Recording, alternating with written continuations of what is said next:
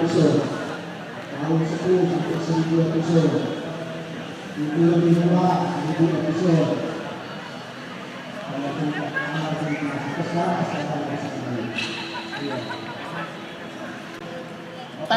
Deng, makasih ya Isa dan Deng, singkat saja kita karena sebentar lagi mau jihad maghrib.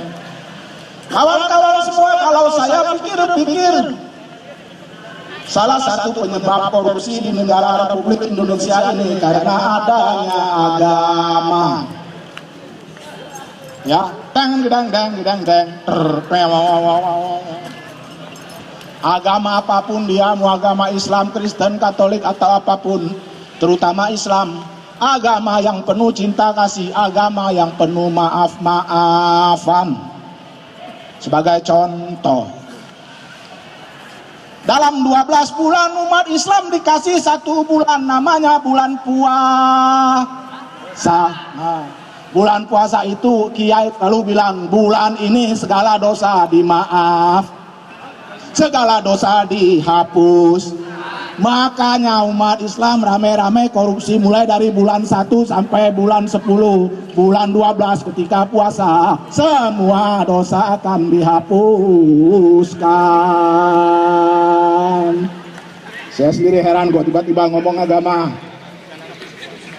Tapi itulah fenomenanya. Makanya para kiai, saya kira harus berpikir kreatif bagaimana mensosialisasikan agama. Jangan sampai orang, para koruptor yang paling kreatif, memanfaatkan agama sekalipun untuk berbuat korupsi.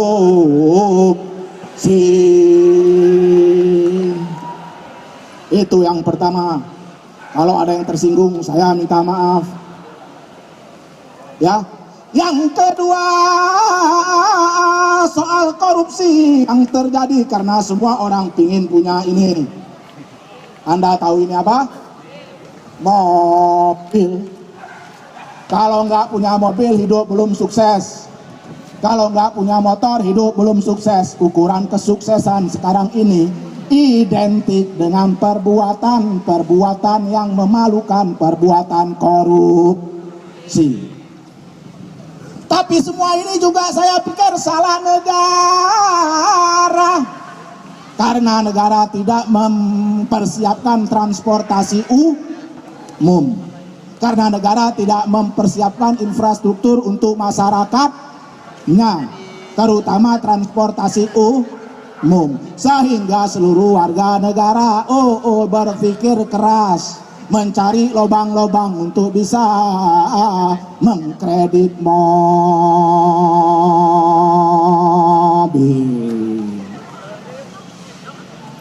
Kalau saya salah, mohon dimaafkan.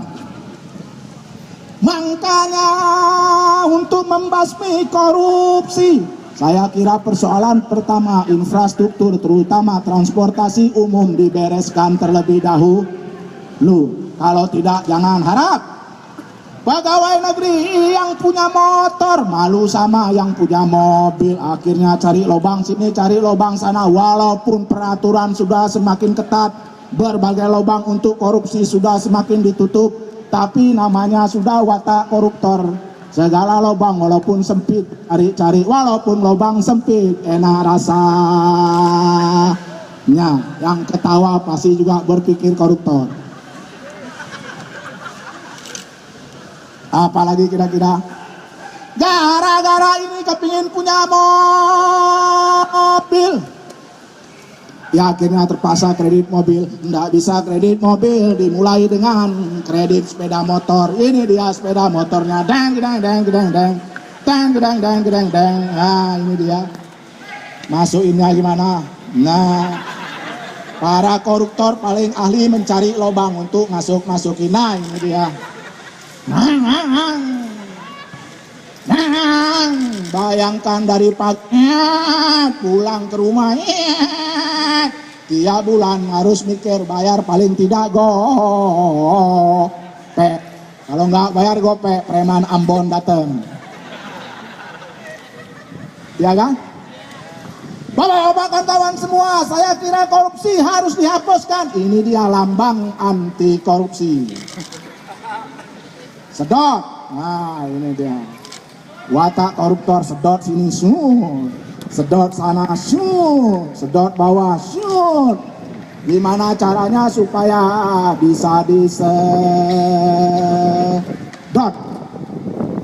Makanya sekarang ini menurut saya para koruptor harus segera dihukum mati. Hukum saja, hukum gantung. Ini dia.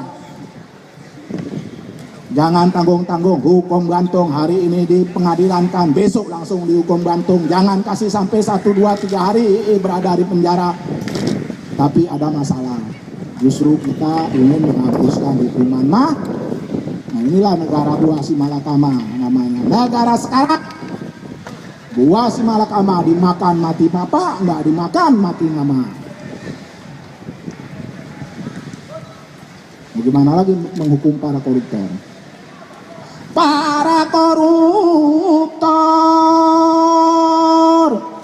ini bendera Indonesia ditaruh dulu. Yeah. Supaya sedikit nasionalistik, ya.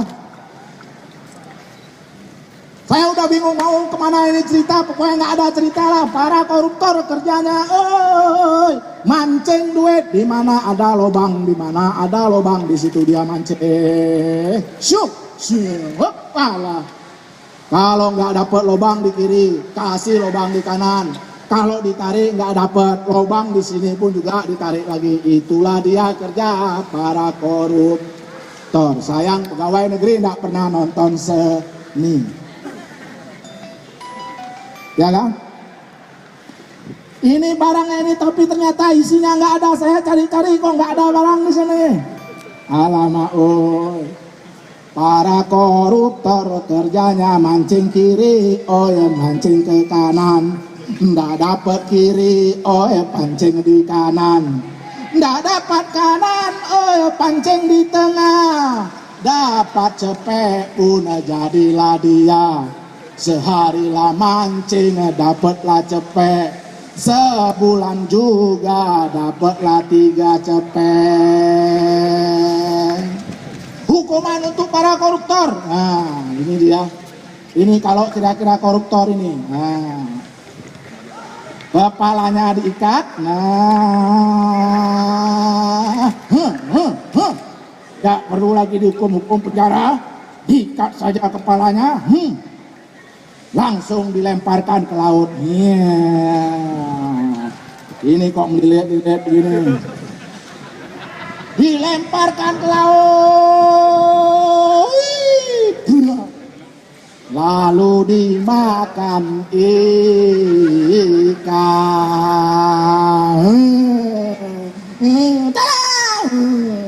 Tolong.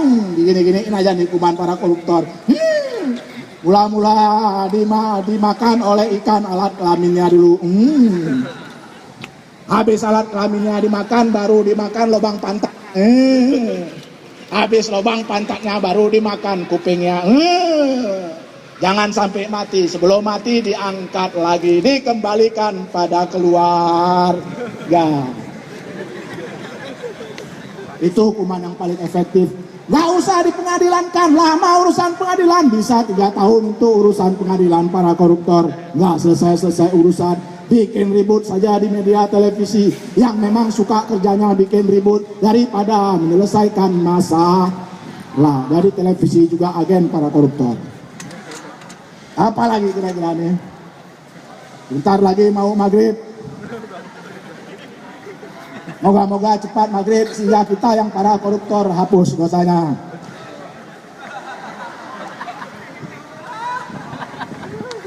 Ini barang tidak kebawa sehingga saya nggak tahu mau cerita apa.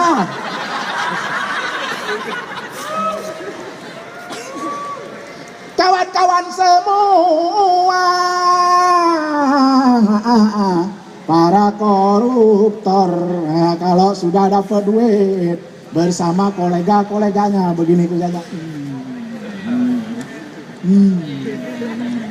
Nggak cukup 2 gelas, tambah 4 gelas. Ya kan? Tapi ini nggak menarik, nggak usah. Apalagi kita bicara soal koruptor.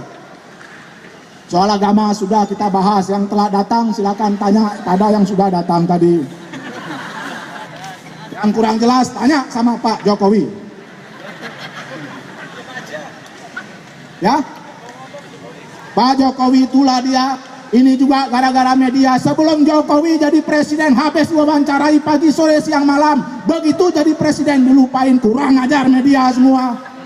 Ini saya bilang ya buat media MTV semua, Metro, TV segala macam.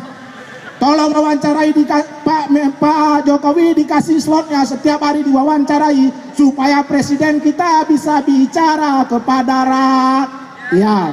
Jangan waktu kampanye aja dikasih Metro TV, itu juga kurang ajar.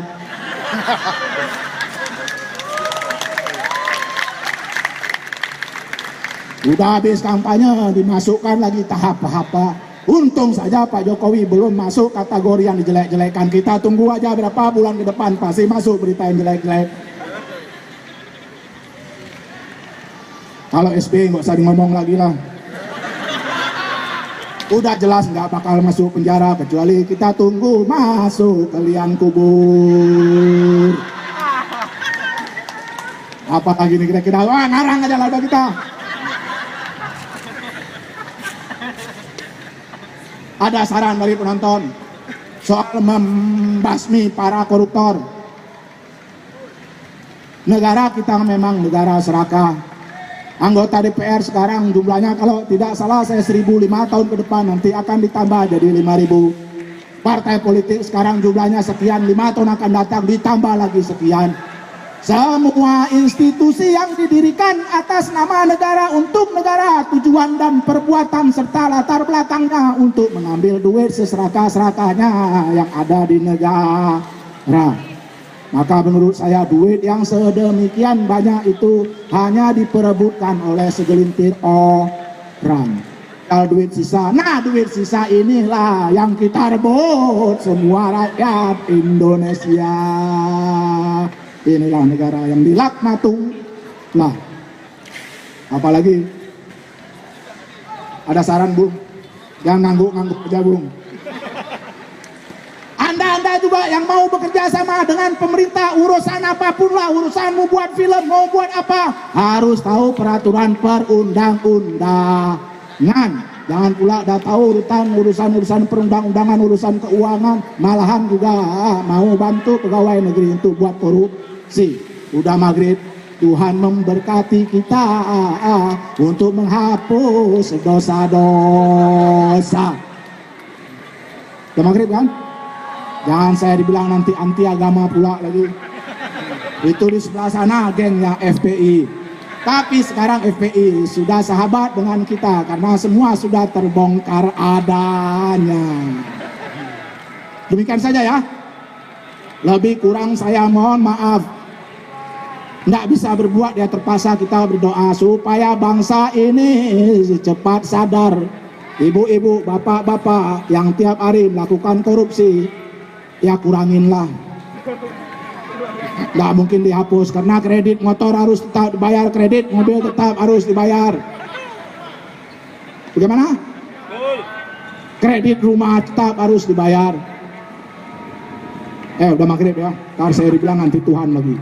Waalaikumsalam warahmatullahi wabarakatuh. Terima kasih semua kawan-kawan. Tolak korupsi. Oke, luar biasa. Tepuk tangan sekali lagi untuk Mr. Prianto.